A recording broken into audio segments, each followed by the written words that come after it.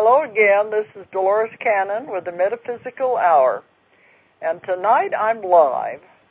I've been gone. I was gone the entire month of November, and they were playing reruns out of the archives the whole time. And even when I was in Australia, people were saying, I heard you on the air last night. And I said, well, it had to have been a rerun because I was on the other side of the world. So a lot of times you can't tell if it is a part of the archives or if it's live. But tonight I'm back, and I won't be going on any more trips until February. So I'm going to be having guests, and I'll be talking live then. But anyway, so I'm going to backtrack here because tonight, the only thing I'm going to be talking about will mostly be the trip anyway, because every time I come back from one, I like to fill everybody in on what happened. I was back last Friday, I'll tell you that. I was back, but I was not back. I had just got back the day before from the long trip from the other side of the world, and the jet lag really hit me. Usually in a day or so I can recover from it, but this time it really knocked me out. So they were calling to have me on the air, and I was out of this world. So I think they must have played another archive then. But I found this time it took about at least 2 days and half of another one to come back from the jet lag. If any of you have ever been on the other side of the world, in the other hemisphere, it does make a difference. When I travel to Europe, it doesn't affect me as much as it does going down to Australia and New Zealand. You have some jet lag going back and forth, but it seems like when you go to the other hemisphere, even when I get there, you feel like you're upside down for a couple of days. Well, of course, you are upside down, but it really does make you feel disoriented. So when I go in, I like to be there a couple of days ahead of time so I can get adjusted before I have to do any talks or anything or do any work. And this time coming back, I didn't have anything planned. I just told them, no clients, nothing, for the first week. I didn't know how long it was going to take. But you come back and you feel so strange. And you find yourself, after the first few days, you find yourself waking up at strange times, wanting to sleep at strange times, and you want to eat at strange times because your body is still trying to figure out, where are you? What did you do to me now? So that happens when I go down there a lot more than it does when I go to Europe. Because you know I was in Europe the entire month of August, and then I had to go back to Moscow, but none of that bothered me as bad as this one. So, okay, I'm going to be talking about the trip and all the things that happened and kind of filling in things as we go along. If anybody out there wants to call in, it'd be okay because I don't have any guests tonight. I don't have the number right in front of me, but I think Don has it, or I think they have told you it before. Anyway, if anybody wants to call in, feel free to do it because I'm just going to be open to anything tonight. All right, when I left the States in November, it was on Election Day. And I knew I'd be traveling the entire day, and we wouldn't have any idea who had won the election until we would get somewhere where we could watch TV. I'd already voted. I voted in early voting because I wanted to make sure I got in on this historic election anyway. But then we were on the plane. We were on our way to Australia, but I was stopping off in Hawaii first. I like to do that when I got these long trips because they're such long trips, about 12 hours. And if I can break them up in any way, I will do it. So this time we decided to stop off in Hawaii and have a class there while I was there. So we stayed there for about a week. And it was on the Big Island in Kona. I was supposed to have left the middle of October. We were going to do a class in Hong Kong. and then go on down to Taiwan, do some book signings with my Chinese publisher there. But that just didn't work out. As try as we might, we couldn't get enough people in the Chinese class to make it worth its while. So we ended up just crossing that part out. We'll probably do it eventually, but this time it just seemed like it just wasn't going to work. So we crossed that part out, and we did keep the Hawaiian part in. So I was going into Kona. But about the election, we kept wondering, I wonder how it's going, because we left early that morning, and we were not going to it was an 8-hour flight from Dallas to Honolulu. So we kept wondering how the election was going. Then we got into the Honolulu airport. The polls were still open there, so we thought probably nobody still knows, what's going on. It was about 8 o'clock at night, 6 or 7 o'clock. I think the polls close at 8. Anyway, we were going through customs when my granddaughter called, and she was my daughter was with me. She was talking to her, and she said, "What do you want to know who won the election?" And we said, "Well, nobody knows yet. It's too early. The polls haven't even closed over here." She said, "Well, yeah, it is. It's official. Do you want me to tell you?" So then she told us that it was Obama. Well, Hawaii is where he's from.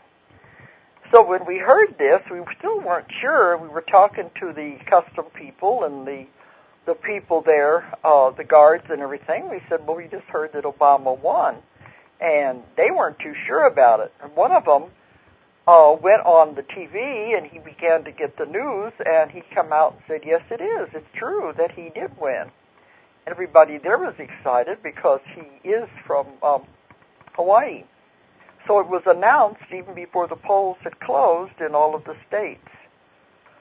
But we were so excited about this because, I've talked before, I was in favor of him.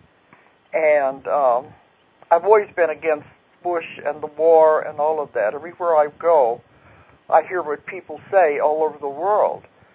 But this was really amazing on this trip because the response everywhere we went was just tremendous. We watched the TV the next day, and the response all over the world, this was amazing. And even when we got to Australia, the people there were so excited. They look at this as the whole opening of a whole new thing, a beginning of something. To us, that's what we felt. This is the beginning of a whole new era. We are turning everything around. And even the people in Australia said, "When was the last time you saw dancing in the streets over a president being elected in another country?" They said it just doesn't happen. But the excitement was contagious. After I got on one of my classes, one man said he was on Times Square in New York when the announcement came for the election, and he said the excitement was palatable. He said you could feel it and taste it. It was so much excitement. And I think Oprah said it best on her show. She said, the other candidates, McCain, Bush, everybody were all preaching fear, fear, fear. And now finally, she said, hope won. And that's the way I feel about it. Hope has won. I think we have turned the corner. We're headed into a whole new era. And even somebody in one of my lectures while I was in Australia asked me, he says, what do you think of Obama? Do you think he is going to help in this transition? Because I was giving the lecture about the new earth and how things are going to be changing, and we're going into a whole new era.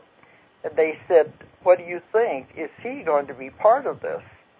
See, these are unusual questions for somebody in another country to ask. But I said, I believe it is. I believe he is the forerunner of this whole thing, and he will lead us into this new world, this new earth, the new transition into what's really coming. So it was strange. I think a lot of us will remember where we were when all of this happened. But here we were just getting off of a plane when we found out the news. So it's been quite a bit of excitement, and I was hearing it everywhere.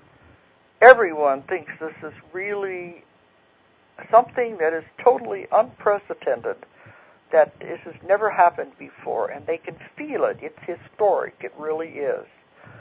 So anyway, but one thing that happened to me on the trip, right when I was starting out, at the airport, from our town, I had to fly to Dallas first and then get the Dallas plane on to Honolulu.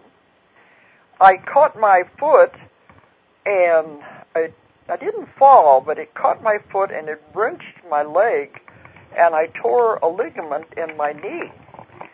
Oh boy, did that hurt. But I thought, well, it'll pass and I'll be fine.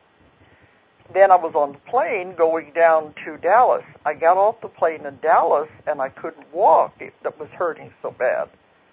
So I said, now what am I going to do? I think if this would have happened before I started on the trip, I might have been saying I can't make the trip. But it happened while you're on the trip. And you know, anybody traveler out there knows this is not the best time to have anything happen. So I got off the plane. I was trying to walk through Dallas Airport where we were going to catch the plane to go on to Honolulu. And I couldn't walk. It hurt so bad.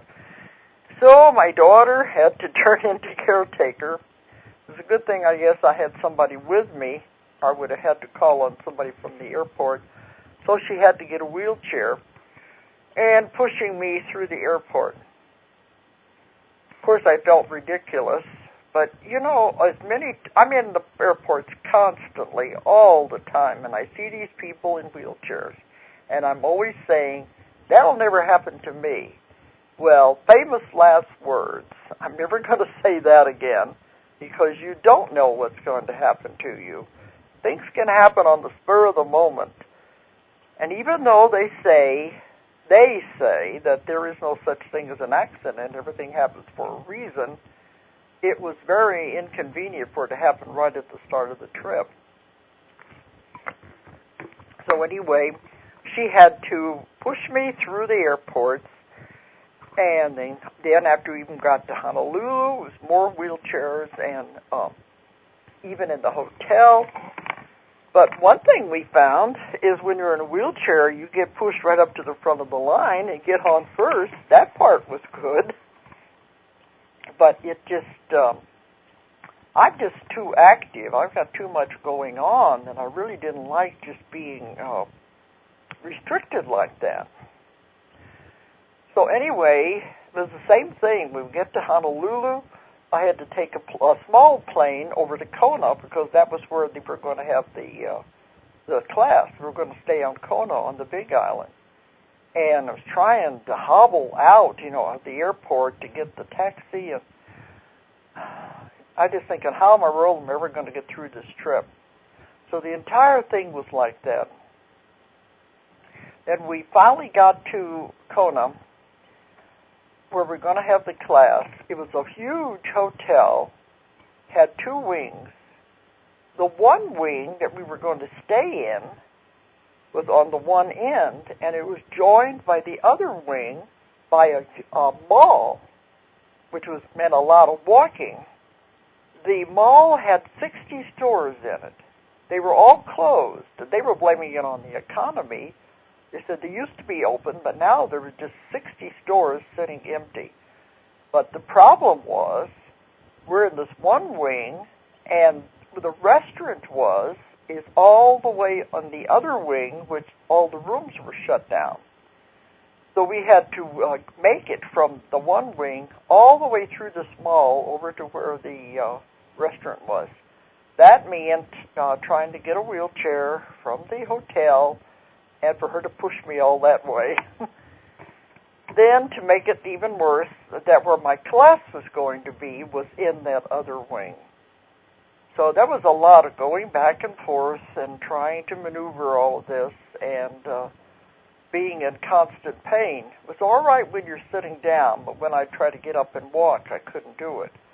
so I did the entire class sitting there in a wheelchair and back and forth. My daughter went and got one of these leg, what do you call it? It's elastic things that you put on your knee, and that did help some. So anyway, we did the class in Kona, and we had wonderful results there. Yeah, I ended up on this trip having 4 classes, regular classes, and I had also my advanced classes that I was doing in Australia. So there was a lot of them. But the one in Hawaii was really interesting because it was a young man that I did for the demonstration who was working on an invention. And one of the things he wanted to know during the hypnosis was some missing parts for his invention. Well, he got all the information he needed, and it was a fantastic session. I always like it when it happens like that the people who are taking the class get to see what you can really use this for and what you can learn from it.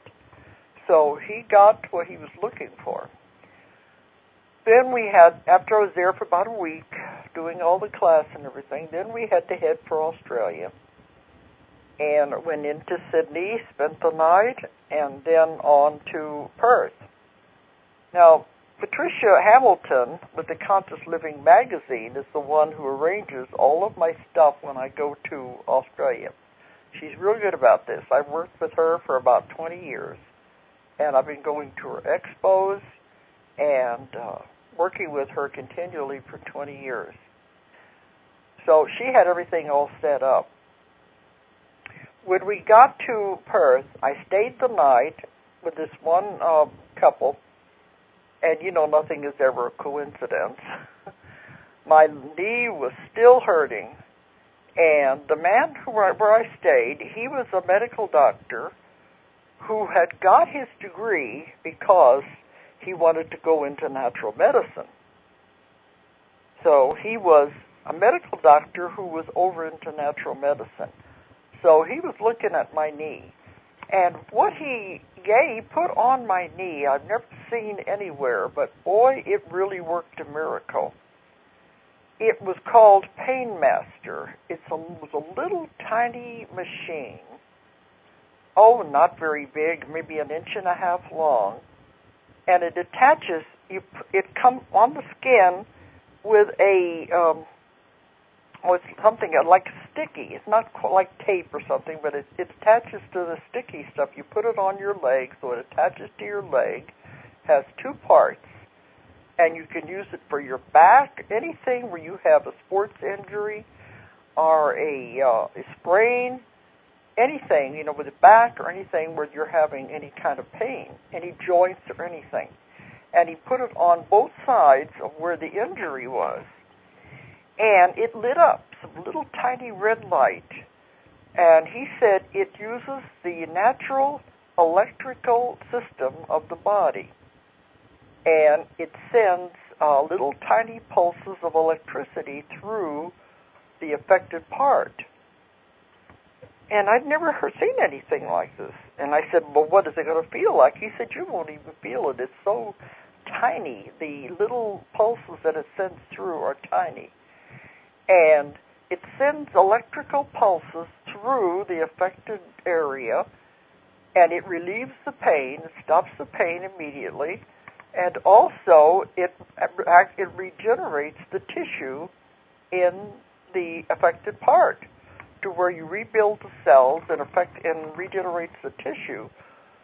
So it heals it much faster. So this is the answer. You don't have to use drugs or anything, no pain medicine or anything. Something like this is the answer. And the people who listen to the show know that I'm always an advocate for natural healing and alternative healing, because I'm working with doctors all over the world in this field.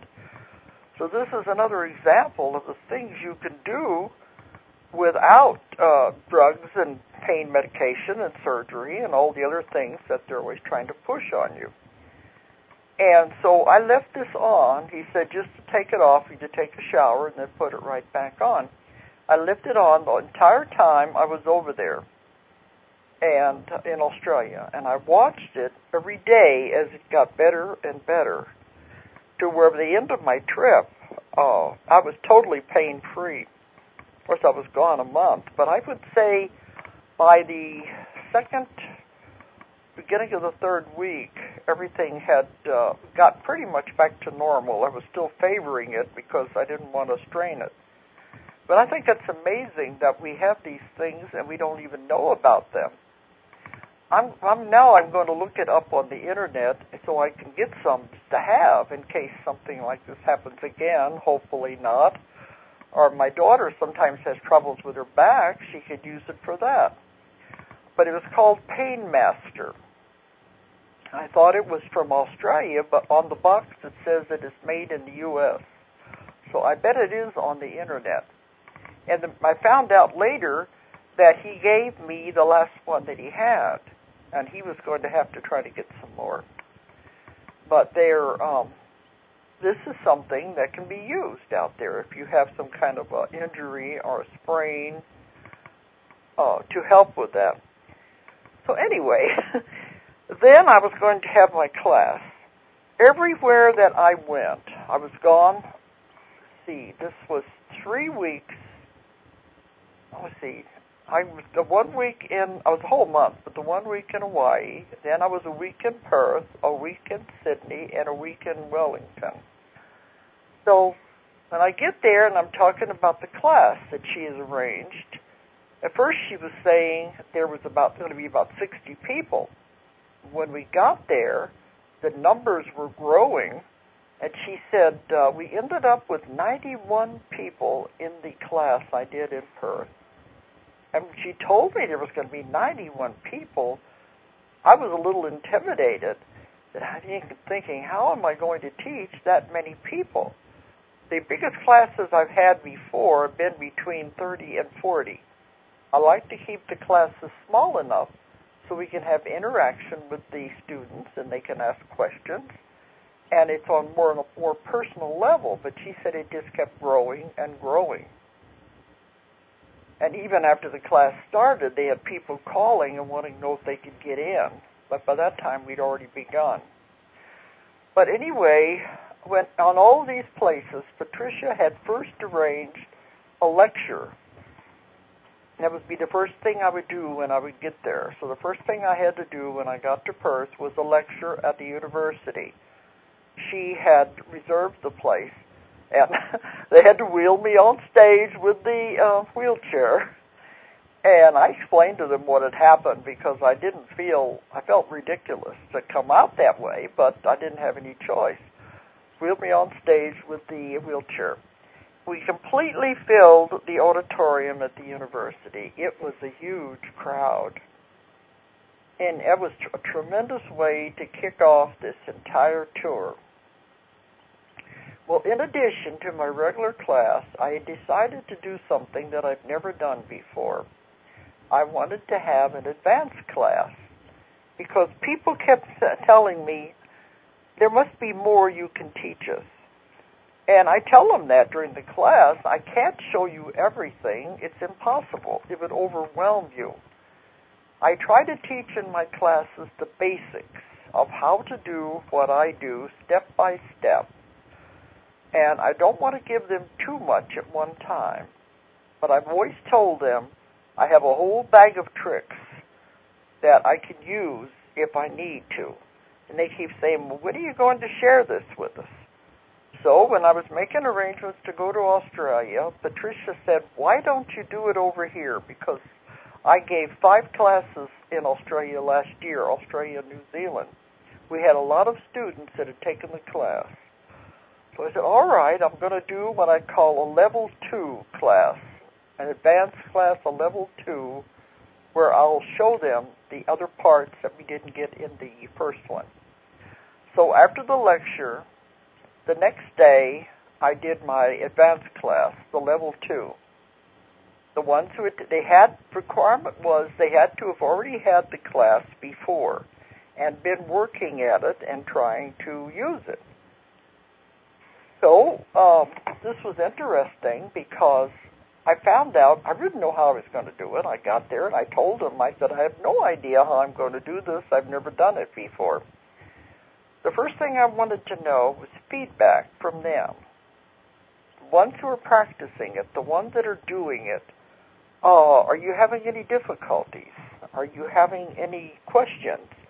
So it was really good. They were having a lot of feedback and talking about each other. You know, this is what I found. This is what the other ones say, this is the way I did it. I had problems in this area.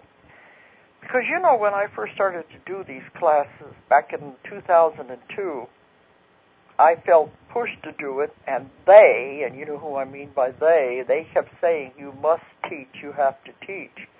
And I kept saying, how am I going to teach something that I invented, that I developed? I know how I do it, but how am I going to show other people how to do it?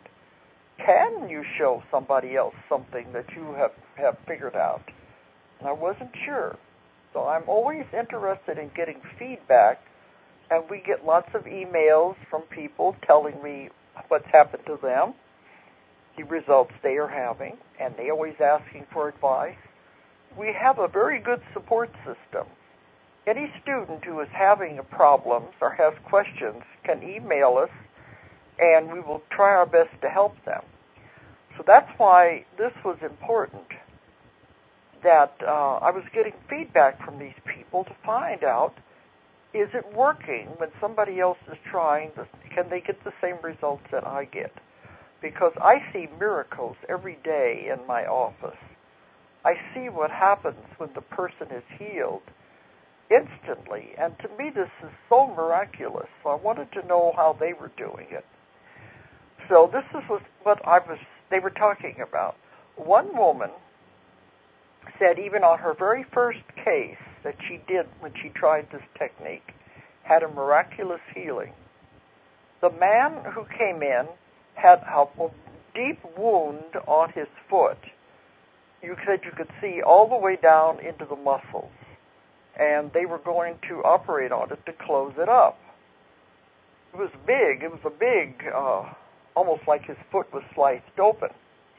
So she said as she did the technique, contacted the subconscious, the way I teach to do it, and asked it, how to do the healing. And the subconscious always takes over and does the healing. When she got to that part, the practitioner is not doing it. I don't do it. They don't do it. We are the facilitator. And I teach them how to contact this power that I call the subconscious, which is really like the oversoul, the higher self, and let it come through the person and do the healing. She said when she followed the step-by-step instructions, she watched the foot, she watched the skins and the muscles and everything close back up all by itself. She said it was amazing to see it happen. It just all closed up all by itself, sealed itself over. That meant no operations. So this is, to me, is exciting to hear these things happen. And I shared with them an email that I got from another one of my students who said they had a client who was a man who had a knee operated on, and it had been, 2 or 3 years before. But he was still in a lot of pain. The operation had not solved the problem.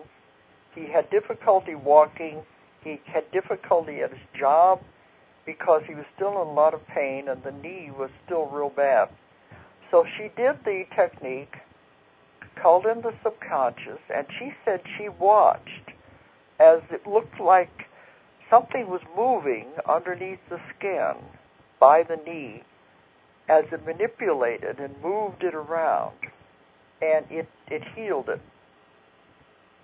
And she said after the session was over, the man said he was walking up and down steps, he had no more pain, and he'd gone back to work and working longer hours to make up for the hours that he had missed, the work he had missed. So I was sharing that email with the people, and I was hearing time and time again from other ones who were having similar results with the healings. course, other ones are working on the therapy part, trying to help the people with the counseling. But some of them had not got really into the healing yet. But at least they were starting. They were trying. That was the important part. The idea was to give them confidence. Sometimes they do a couple of sessions and they're not getting the results. They think it's not working and they stop. But I tell them at the end of every class, you must go out now and practice, practice, practice. You can't take any class and expect to be an expert in it right away. It doesn't work that way. You have to try it. You have to use it. You have to practice on as many people as you can. And sure, you may have some failures in the beginning till you get confident in what you're doing. Then it becomes easier and easier, and you know how to use this. So the idea was to give these people encouragement, and hearing it from the other students makes a big difference. It does work. They just have to go out and try it, not give up too quickly. So we had, it was supposed to be a 3-4 hour class, and it turned into 6 hours. As I shared some more techniques with them and how to deal with difficult cases, because everybody can be hypnotized. There are no exceptions. You just have to work a little harder on the more difficult cases. So that's what I was doing in the advanced class, was sharing this with people, the students. So it's going to be a permanent thing now, I guess, because I had it everywhere I went, and I'm going to be doing it in the States this next year in 2009, because people are saying, when can we take the advanced class? It's just a one day. And now we found out we're going to have to allow 5 or 6 hours anyway. So it means it's going to be a day class, because there's a lot more to cover than I thought there would be. So anyway, it's growing. Anyway, everything is growing. So after I did the advanced class, then the next day I had to begin the 3-day class. 91 people. And I said, oh my gosh, how am I going to do this? Well, I decided to do it just like I do any other class. I got up there and just taught it the way I do all of them. You do the same thing as when you're facing a whole auditorium full of people. You pick out a few faces in the audience and focus on them. And sometimes you ignore the rest of the people unless somebody asks a question. But that's the only way you can do it. Otherwise, it is intimidating. But they told me later it didn't matter if there were that many people. They were all getting something out of it. The only problem was whenever we have the break, you have to have a bathroom break, and they had tea break and a bathroom break. And we get all of these people go hard out of the room. Is how you're going to get them back in again, because I told them it's like a expression we use here in Arkansas. I said, somebody opened the gate and all the cows got out. So I said, now we got to get all the cows back in the pasture again. So every time we would have a break, we'd have to round everybody up and get them back into the room so we could continue with the class. But it turned out a lot better than I thought. And I thought, boy, I feel sorry for my office when I get back, because they got to make out all these certificates that we have to send to the people. So that was the first time I've done that big of a class. And Patricia, the one with the Conscious Living magazine, right after it was over, she said, you have just taken this to a new level. And this is what it's going to be. We're going to have more and more people in these classes wanting to learn. And I've always said it takes the same amount of energy to teach a small class as it does a large class. So it won't bother me at all if the classes get bigger. I can teach more people. It's just somewhat people feel they get lost in the shuffle when you have a larger class. But I think with this support group that we set up and the level 2 classes, and we're going to have interaction with these people, I think it'll be easier. they'll be able to have contact with me, and if you have questions. So even if the class is large, I think it's going to work.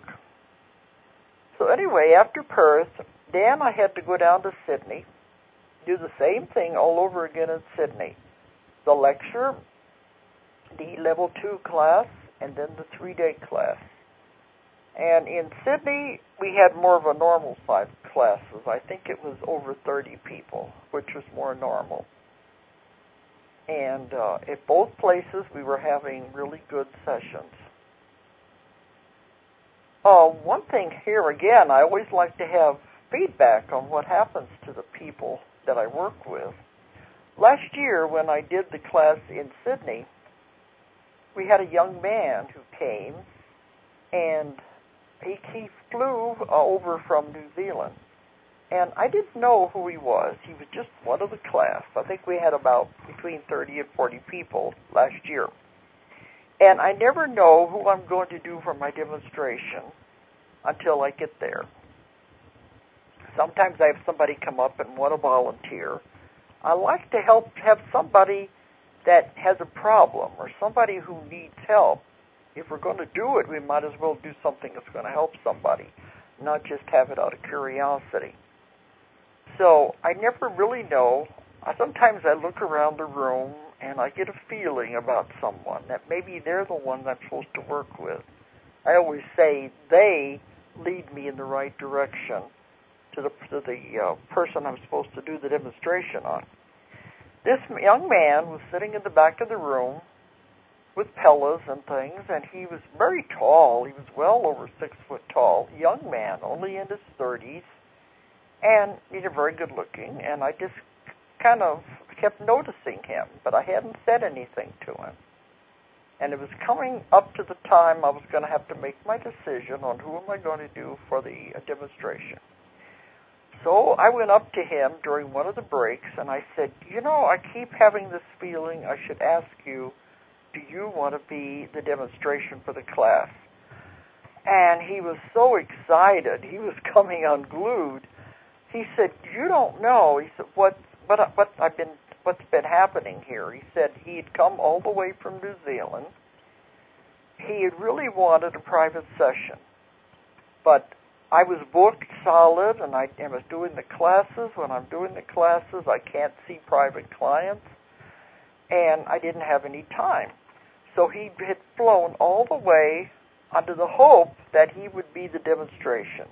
He said, I didn't really care about taking the class. It was just maybe you might pick me. But he hadn't said anything to me. So it ended up, he had a very bad back, and he was scheduled for back surgery. So that alone would have been hard to make the trip. But he said that the main culprit was his job. He hated his job. He was into something that he really didn't like. And it was in the middle of all of that is when his back went out, and he was in terrible pain. He got to where he couldn't walk, and I believe at that time, somewhere in there, he had to go back to his parents' house and stay because he had, couldn't take care of himself. And he went to the doctor, and they told him, well, you're going to have a back operation. There's no way you can get out of this otherwise, as he was in terrible pain. Well, he didn't want to have the operation, and it eased up a little bit. So he went back to work, even though he was in pain, but it didn't heal it. He went back to work, and after a little bit, it went out again. And the doctor said in the meantime, well, we can postpone it. It went out again. This time it was really bad. And they were telling him, if you don't have the back surgery, we're going to have to amputate your leg. Now, other doctor friends of mine have told me, if we don't use fear, the patient isn't going to do what we tell them to do. You have to scare them to make them do what you want them to do. But I think he must have meant that the spine, with the vertebrae when they'd gone out, were pressing on the nerves to the leg, and that it would eventually have to be amputated. I think that was what he was indicating. Well, the young man, of course, didn't want the surgery, and he didn't know what to do. So he flew all that way under the hope that he could have the session.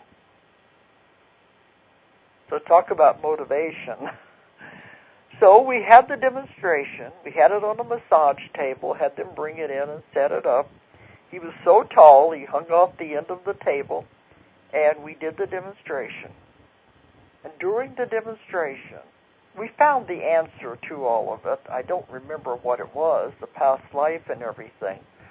But the young man was really interested in art and painting. That's what he really wanted to do. He didn't want this job that he hated. It was some kind of a business job. He didn't want that. He wanted to paint. He wanted to, in art, that was his passion. But of course, there's no money in that. So he had to stay with this job that he was unhappy with. That all came out, that he had to do what he really wanted to do, or he'd never be happy. Well, the subconscious went in there and did the healing, and it always sends energy through the back. And sometimes I've seen people jump and jolt, convulse with the energy goes through them like electricity. It's amazing to watch it happen as the repairs are made. And the subconscious say different things. Sometimes it'll say it's sending light to the affected part. Sometimes it's sending electrical charges and energy. But, so I was thinking it was funny with that little electrical thing I had on my knee. I'm using the same electrical system that probably the subconscious is.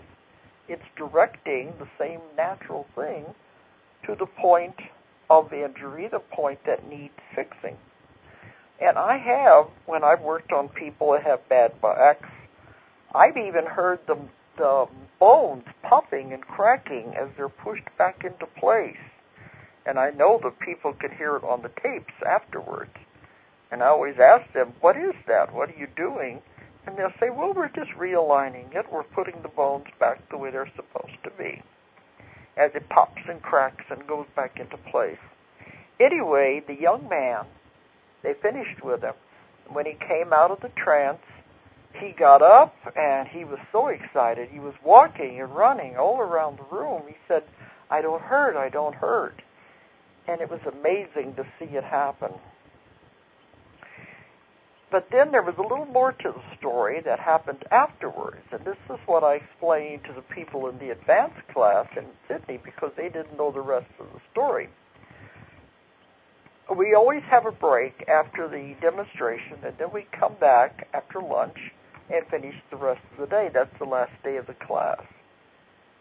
And when we came back, there was a man on the other side of the room, and as we were finishing up, I saw him slump forward in his chair. And I didn't know what it was, what was the matter. And we're finishing the class, and everybody's leaving. And he said he went down to the taxi, and then he noticed he'd forgot his notes, so he came back up to the room to get the notes. So it was just me and him and Patricia were the only ones that were in the room. And he said, I've got to tell you what happened. He said he also had a bad back. His back had been so bad, even though he was in business and he had to go to corporate meetings, apply everywhere, his back was so bad that sometimes he would have to do the meeting lying down. And he had to fly in first class because he had to lie down. So his back was terrible. So he said, this was after we had completed the healing on the man, and we were just talking to the class. He said as he sat there, he felt a jolt like electricity shoot down his back.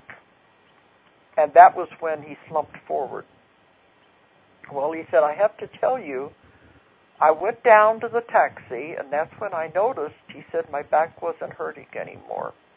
And he said, it's gone. So I said, what's going on here? Was they still in the room? Was the energy still in the room, alive and circulating around the room, or what? And then did it just decide, okay, let's just zap him? Because that's the first time I've ever seen it happen like that. Other people have said maybe he was silently wishing, I wish that could have been me. And maybe they caught on to that, but they zapped him. And the bolt of electricity went down his spine, and he was healed instantly right there in the room. So I thought that was remarkable. And we saw him again this year, and he is fine. So there's more at work here than we realize. There's a lot more happening when we're doing these sessions than I can even realize. And when I got to New Zealand, I met a man there who knew the young man who I'd used for the demonstration, the one with the first one with the bad back. And he told me, oh, yeah, I know him. And he said, this is a year later, and he said, he's living in Hawaii now, doing what he always wanted to do, and his back is fine. So this is what I always say. You find the cause. You find the reason. You find out what's happened, what's causing this, and it'll go away. Because that's what I've found. Every ache, pain, symptom of the body is the subconscious trying to give you a message, trying to tell you something. The only way it knows how, with pain. The ideal state of the body should be perfect health at all times. Any ache, pain, or symptom it's trying to give you a message, trying to tell you something. Of course, most of the time we don't understand what it's trying to tell us. Or we ignore it, well, then it gets worse because the subconscious is still trying to tell you something, trying to get your attention the only way it knows how, so it makes it a little worse and a little worse. You still don't understand, then it can get to a point where it will get turned into a disease, an illness, have to cause surgery. We don't want it to get to that point. We try to stop it before it gets to the point of having an operation. Because you find out what it's trying to tell you, it goes away instantly. Because why should the subconscious keep trying to give you a message once you have received it and understood it? Then you know what it's all about, and it goes away. You have found the cause. You've got to find the cause because you make yourself sick.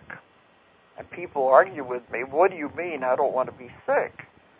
But your mind is that powerful to make yourself sick. It's also powerful enough to heal you once you find out what is the cause. Why am I doing this to myself? Then it becomes crystal clear. People come into my office all the time, and they start talking about aches and pains in their body, and it's as though they become transparent because the subconscious is very literal. It will always affect the same part of the body when it's trying to give you the same message through all of these people I work with. So it's trying to tell you something. They become transparent. They start talking about their aches and pains, and you can know immediately what's going on in their lives right now because this is the part of the body that's being affected to tell you something. It's the same thing as Louise Hay in her books where she talks about what's the body trying to tell you. There's other books out there along the same line, too, that your body does not lie. It's trying to tell you something. People say, I don't have any problems. I don't know what you mean. And I said, well, then why are you getting ready for heart surgery? Why are these things happening to you? No, your body doesn't lie. There's something else going on in your life. Now, these Louise Hay and the rest of them, we're all finding the same information. We're just getting it from different ways. We're finding it in different directions. But I think that gives it more validity if we're all coming up with the same information from different sources and we're having the same results. I think that gives it a lot of validity. There's a lot more to this than people think. This is why I'm teaching this now all over the world, and we are teaching doctors, and we're teaching it at the college, and I'm going to be working in Moscow with the academy over there. They're all saying this is the therapy of the future. We've got to change the way people think and the way they look at all of this. So that's what I'm doing. I am traveling all the time now, teaching this everywhere I go.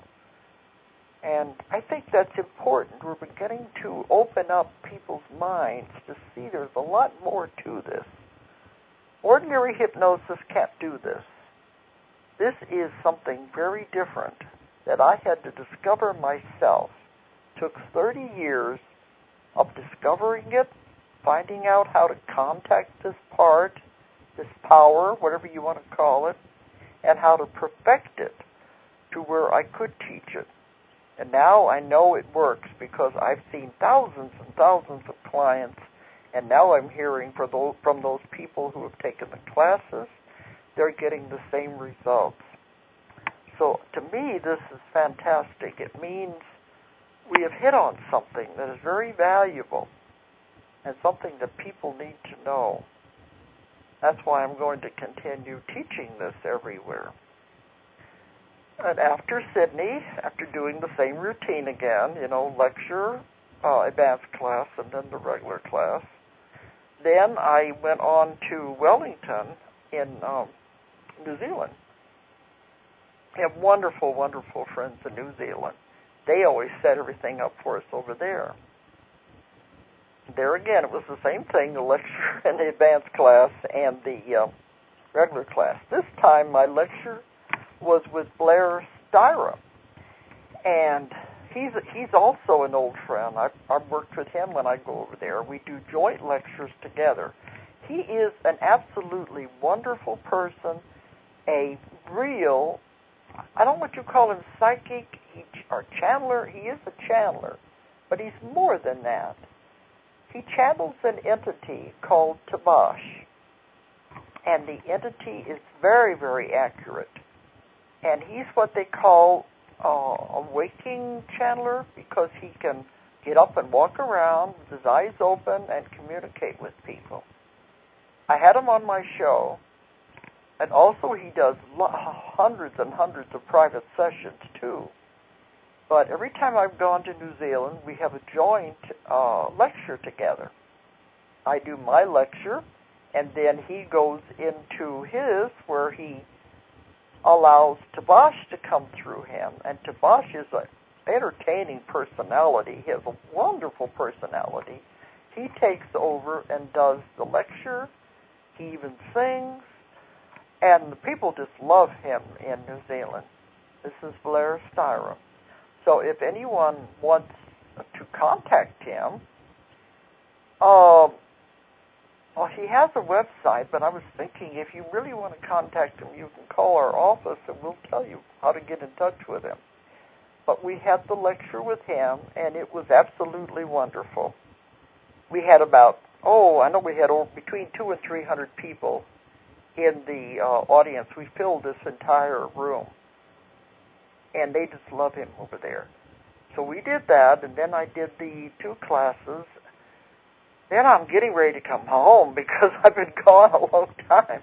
But I still had to go to Auckland on the way. So we flew into Auckland, got there, and did one final lecture that night for Patricia in Auckland. And then we were done. And I said, finally, I'm finished. I can go home. And then the next morning, we left for the 12-hour flight back to Arkansas. But we first to L.A., and then you got 3 hours on to Dallas, et cetera, et cetera. That's why when I got back, I was just engulfed with jet lag. So anyway, that's the story of my last month here. But on the trip, in Perth, we had people fly down from Japan, Hong Kong, Singapore, Malaysia, because it's close on that side of the world to take the class. And some of the people there from Japan want me to go to Japan and do the classes there. So we're going to try to work that in next year because they also want me to go to India and do the classes, and you know I'm going back to Russia, to Moscow. So we're going to have to try to work this out. And everywhere in Australia, they said, you got to come back, you got to come back. The ones that took this class want to take the advanced class next year. I don't know how we're going to do it. It'll be a challenge, but we're going to have to try to work all these countries in so I can do it next year. Right now, I'm not going to do any more trips until maybe February, maybe March, who's to say, but I get to spend Christmas at home anyway.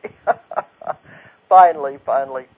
So next week, I'm not going to do a live show because it's Christmas. We're going to replay a show that I did when I first went on the air 3 years ago. It's been 3 years now that I've been with BBS Radio. One of the very beginning shows I did was the Star of Bethlehem, the story that was told in my book, Jesus and the Essenes, about the Star of Bethlehem. Everybody loves that tape, so they're going to play that again next Friday, just before Christmas. And after that, I'm going to be back on. I'm going to have guests, and so it'll be live until I go on trips again. So anyway, if anybody wants to know anything about my schedule, about the classes, we are signing up now for March. And we're going to have an advanced class, and we're going to have my regular class in Arkansas in March. If you're interested in the classes or sessions or anything, contact my website, www.ozarkmountain, name of my company. It's abbreviated, OZARKMT.com. Or if you're overseas, it's OZARKMT.com. Or you can call our 800 number, 1-800-935-0045.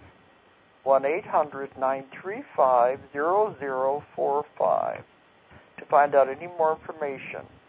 Right now, my office is setting up a chat room for all those who have taken the class. If they want to have interaction between each other, we're signing people up for that now, where we're going to have an ongoing support group and a chat room and talk group, and we're already getting a lot of the students who are interested in this. So if you're interested in that, also contact the office or the website. Okay, there's a lot going on. So it's time for me to sign off. Everybody have a Merry Christmas, and I hope everybody is healthy out there. And oh, that's another shock. I came back in this winter. Over there it's summer. I come back here, it's winter. So anyway, everybody have a Merry Christmas, and good night to everyone, and thanks for listening. If you enjoyed the show, check out more of our other videos, and be sure to subscribe and click the like button. Thank you for listening to the Metaphysical Hour with Dolores Cannon.